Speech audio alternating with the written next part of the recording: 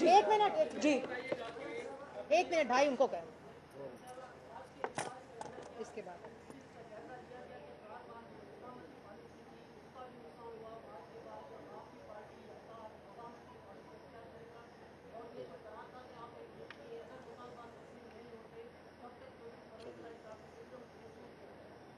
دیکھیں میں نے ابھی کہہ دیا کہ چودھری پرویز الہی کی حیثیت ایک عدالتی وزیر اعلیٰ سے کم بڑھ کے کچھ بھی نہیں، اور 10 ممبرز کا کوئی خاص نہیں ہوتا، 10 ممبرز ادھر جاتے ہیں تو ادھر بھی آ سکتے ہیں، اگر ایسی ہی پالیٹکس کرنی ہے تو وہ ہمیں انشاءاللہ تعالیٰ زیادہ بہتر آتی ہے. لیکن جو آپ نے مفاہمتی اور مزاحمتی کی بات کی وہ ذرا سن لیں کہ اگر آپ کے ساتھ ظلم ہوگا، اگر آپ کے ساتھ زیادتی ہوگی، اگر آپ کو لیول پلینگ فیلڈ نہیں ملے گی، اگر قومی ادارے عمران خان کے لیے اداروں کے وقار کو سٹیک پہ لگائیں گے بلکہ قربان کریں گے، تو ہمارا فرض ہے اس کے لیے مزاحمت کریں.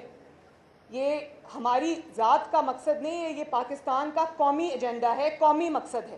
اس میں یہ کھلواڑ ہم نہیں ہونے دیں گے، مزاحمت کرنی ہی پڑے گی. یہ جب ظلم ہوتا ہے، ظلم کو سہنا ظلم سے بڑا ظلم ہے. جی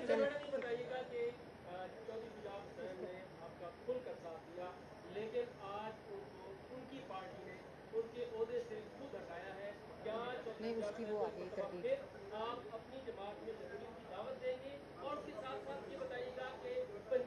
ایک سیکنڈ، لیکن مریم اورنگزیب صاحبہ کہہ رہی ہیں کہ اس کی تردید آ گئی ہے جماعت کی طرف سے.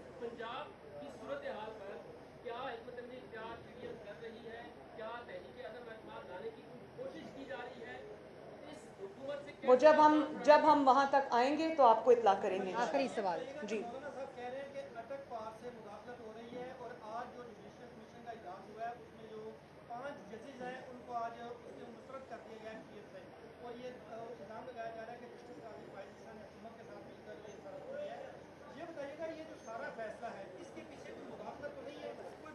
دیکھیں آپ نے بات کی کہ وہ 5-4 سے جو فیصلہ آیا ہے، مجھے خوشی ہے اس بات کی کہ وہ جو ایک anti P M L N group بنانا چاہتے تھے سپریم کورٹ کے اندر، اس کو آج شکست ہوئی ہے. وہ کسی اگر پارٹی کو پروموٹ کرنا چاہتے تھے، کسی کے خلاف ایک گروپ بنانا چاہتے تھے، مجھے خوشی ہے کہ وہ ریجیکٹ ہوا ہے. جی بس آخری سوال پلیز. جی خالد صاحب.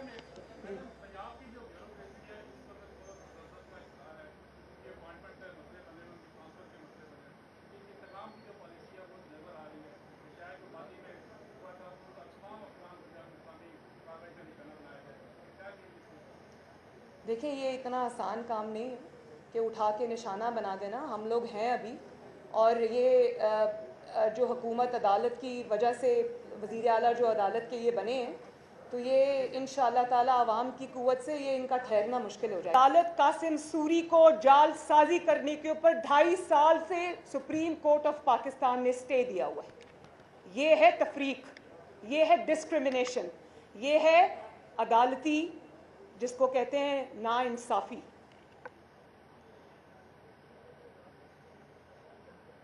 پھر آپ فارن فنڈنگ کیس پہ ابھی مولانا صاحب نے قرارداد آپ کو پڑھ کے سنائی جو کہ پی ڈی ایم کی جماعتوں نے پاس کی ہے.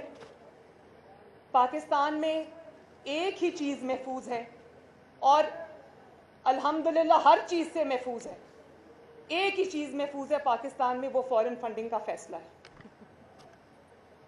8 سال کی تاخیر، سوچیں ہمارے لیے، مطلب میں اور نواز شریف صاحب جس کے نتیجے میں اقامہ نکلنا تھا، باپ اور بیٹی 10 مہینے روز، sometimes 5 days a week، sometimes 6 days a week جج بشیر کی نیب عدالت میں اسلام آباد جاتے رہے. میں اور نواز شریف صاحب صبح 4:30 بجے لاہور سے نکلتے تھے اور 8:30 بجے عدالت پہنچتے تھے، روز بلا ناغہ 8-10 مہینے، جبکہ میری ماں بیمار تھی اور ڈیتھ بیڈ پہ پڑی تھی. اور یہ 8 سال سے اس میں تاخیر ہو رہی ہے. جھوٹ پر جھوٹ بولا جاتا رہا. $7.5 ملین کی ممنوعہ فنڈنگ لی، 350 انٹرنیشنل کمپنیز سے ممنوعہ فنڈنگ لی، جس میں بھارتی اور اسرائیلی شہری شامل ہیں. اب یہ بھی پاکستان کی تاریخ کا پہلا واقعہ ہے. آپ صرف، میں یہاں کیونکہ مولانا صاحب کھڑے ہیں، میں اپنی بات چلے چھوڑ دیں، اگر میں مولانا صاحب کی بات کروں، خدا نخواستہ مولانا صاحب نے یہ فنڈنگ اسرائیل سے اور بھارت سے لی ہوتی اور پاکستان کی اور دنیا بھر کی 350 کمپنیز سے ممنوع جعلی طریقے سے پتہ نہیں وہ کیسا پیسہ تھا جو آیا تھا، ڈالرز میں آیا تھا، وہ لی ہوتی تو کیا ہمارے ساتھ یہی برتاؤ ہوتا جو اب ہو رہا ہے؟ اس کی جگہ نواز شریف صاحب ہوتے، میں ہوتی تو کیا ہوتا؟ وہ ایسا سلوک ہوتا کہ سوچ کے انسان کے رونگٹے کھڑے ہو جائیں۔ ابھی اقامہ تھا تو آج تک سزا پہ سزا، آج تک اقامے پر الیکٹڈ پرائم منسٹر کو نکال دیا اور پھر وہاں پر دل کو تسلی نہیں ہوئی، ان کی پریزیڈنٹ شپ پارٹی کی بھی چھین لی، کیونکہ اس وقت پارٹی صدارت ہی سب کچھ ہوا کرتی تھی۔ اب تو سنا ہے کہ پارلیمانی پارٹی معتبر ہو گئی ہے۔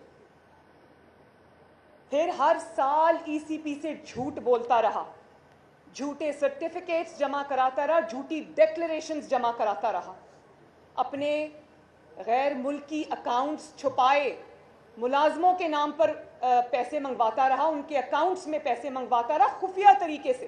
اور پھر جب ای سی پی نے سوال کیا تو کہا اپنے چند لوگوں کے نام لے کر پارٹی کے ان کے سینئر ممبران ہیں ان پہ ڈال دیا سارا کچھ، حالانکہ غضب خدا کا کہ سارے جو کام ہوئے ہیں فورن فنڈنگ میں عمران خان کے سگنیچرز کے ساتھ ہوئے ہیں، اس کے دستخط ہیں موجود۔ کس طرح وہ اس سے آنکھ چرا سکتا ہے یا کس طرح مظلوم بن سکتا ہے؟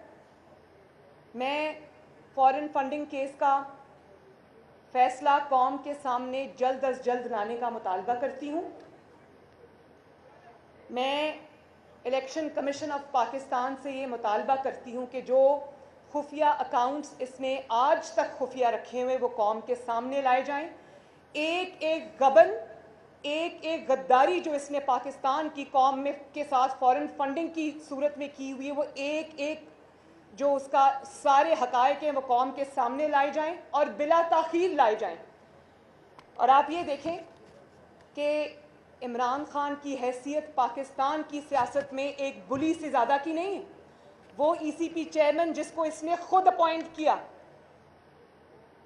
یہ جو کیا نام ہے ای سی پی چیئرمین کا، سکندر سلطان راجہ صاحب، وہ عمران خان کے اپنے اپوائنٹڈ ہیں اور پہلے ان کی دن رات تعریفیں ہوا کرتی تھی۔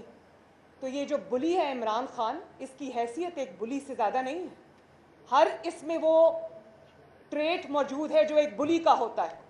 اور آپ یہ دیکھیں کہ جب اس کو کسی چیز کا خوف ہوتا ہے کیونکہ اس نے وہ گناہ کیا ہوتا ہے تو یہ اس ادارے کے سربراہ کو اٹیک کرتا ہے۔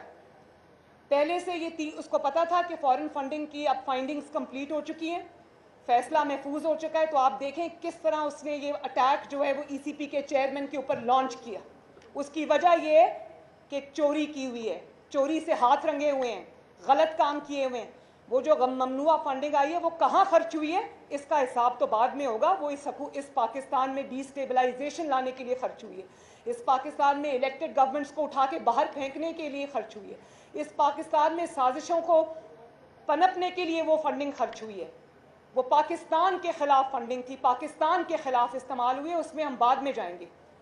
لیکن یہ کوئی طریقہ نہیں ہے، یہ ہمیں منظور نہیں ہے کہ یہ بلی بن جائے اور آ کر گالیاں نکالے اور اپنے حق میں فیصلے لے، یہ نہیں ہوگا۔ یہ 3 ممبر بینچ تو کر سکتا ہے، یہ ہم نہیں کر سکتے۔ اور آخری بات، اگر فورن فنڈنگ کیس کا فیصلہ نہیں آتا تو پھر تمام جماعتوں کی مشاورت کے ساتھ ہم ای سی پی کے سامنے دھرنا دیں گے۔